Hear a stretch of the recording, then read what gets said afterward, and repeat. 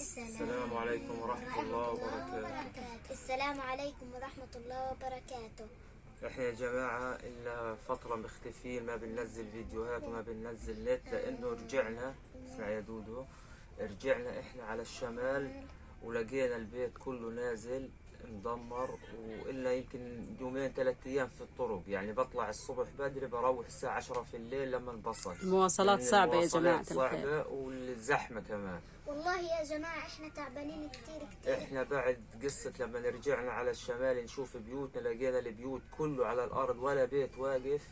كل حارتنا كلها هي مدمرة ولا حاجة، مع انها كانت هي يعني كانت كويسة وقويانة الحمد لله. والله يا جماعة كنا بنيناها حجر بحجر بتعب وشقى. يعني إلا من 2012 بنبني في البيت. أنا تزوجنا أنا وأبولانا في 2012 تقريبا.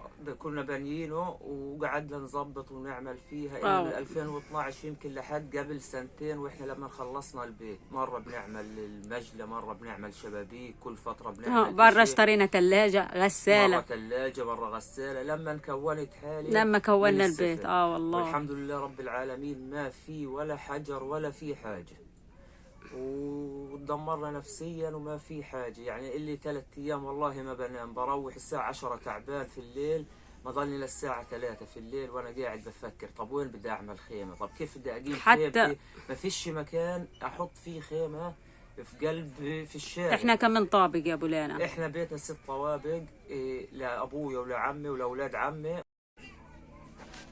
احنا بيتنا متكون من 6 طوابق يا جماعة الخير. دوبو يفصل الجوال، جوالي خربان والله وضعنا صعب. وضع كرب يا جماعة، والجوال خربان وما في نت. جوالات سعرهم غالي، وكنت بدي اشتري جوال. سعر الجوال بفوت ال1000 و2000 $. اللي كان حقه $200 احلى جوال $200 اليوم حقه فوق ال2000. فعشان هيك الجوال بضله يفصل. هالوقت يا جماعة بدأت رحلة النزوح الجديدة. نزوح ايش؟ نزوح في الخيام. نزوح مش لاقيين مكان. فيش مكان انه نحط فيه خيمة على باب البيت. يعني انا قاعد بنامش في الليل، يعني على باب بيتي مش قادر احط خيمة، فمش عارف ايش اسوي والله، مش عارفين ايش نعمل.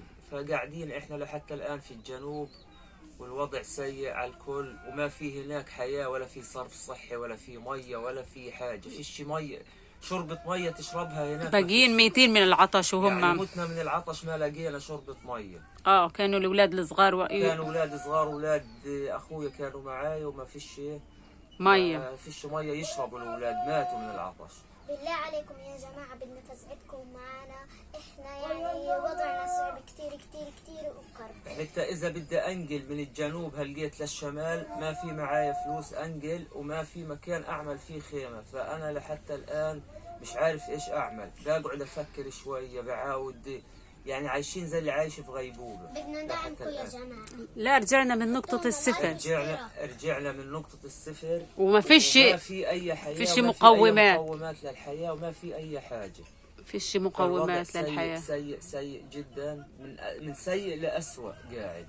والله الأوضاع يعني حكوا إنه الوضع صار وهي شوي دخل المساعدات، والله ما شفنا، ما في لسه ما دخل لحدا، ما في حدا بقطاع غزة أخذ أي مساعدة، كذابين كلهم.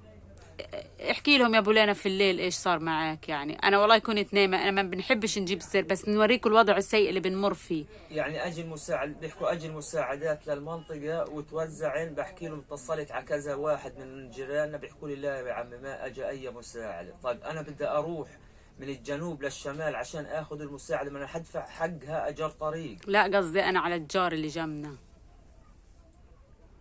عادي احكي.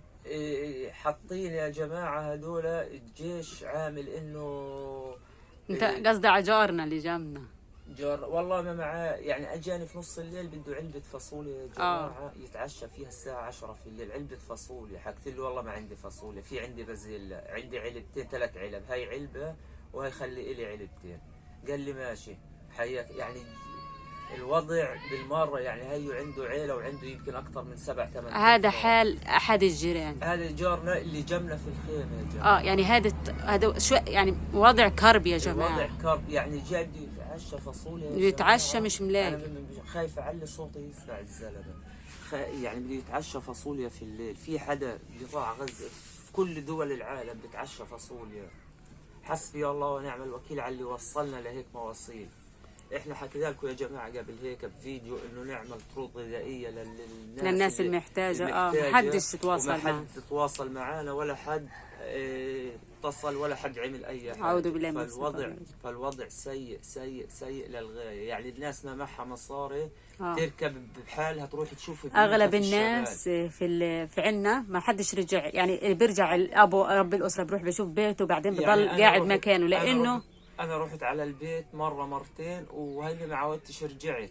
فيش قلت له يا ابو لانا فيش طلع معايا مصاري اضل اروح ادفع اجار طريق وارجع. انا اجار الطريق اللي بدي ادفعه بشتري فيه لبيتي لو لبناتي اي حاجه ياكلوها. فالوضع سيء والله. هيني انا ما رحت لحتى الان ولا شفت حاجه بعد.